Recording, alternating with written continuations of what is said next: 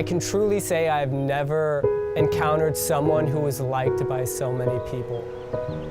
He was a funny guy. He was really silly, but he was also really serious. You know, he took his work seriously. He took his life seriously.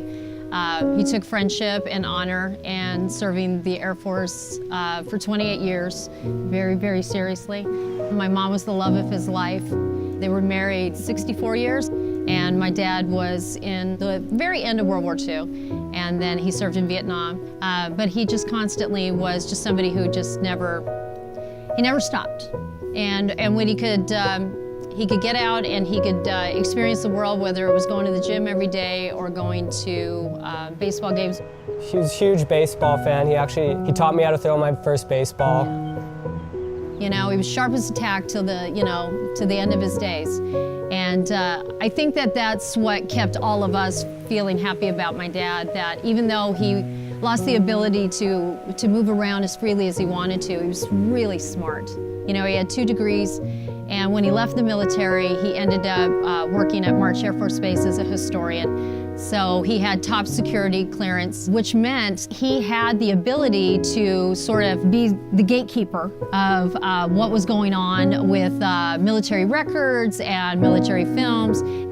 But he never gave up. You know, he was the kind of person that if he couldn't run, then he would walk. And if he had a hard time walking, he would get a cane, then he would have a walker.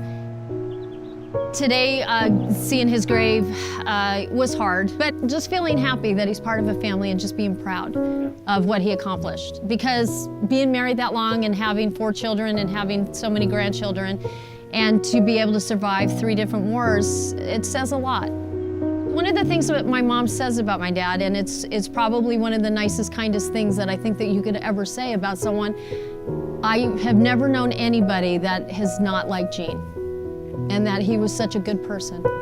And I think if that's the end of your days, if that's what people say about you, that you were really kind and that no one didn't like you,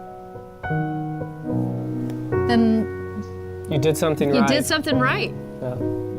And I'm glad he's here in this beautiful surrounding, and I'm glad that he's got so many other service people at the Riverside National Cemetery that honored their nation, honored their country, and gave so much so we can be sitting here and being able to speak about this beautiful person and honor who he was as a human being and who he was as a serviceman.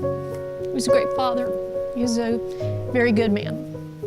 I can't thank all these servicemen living and women, yeah. or who've moved on, but they're Right. still with us. Right. And to honor them, to honor my grandfather.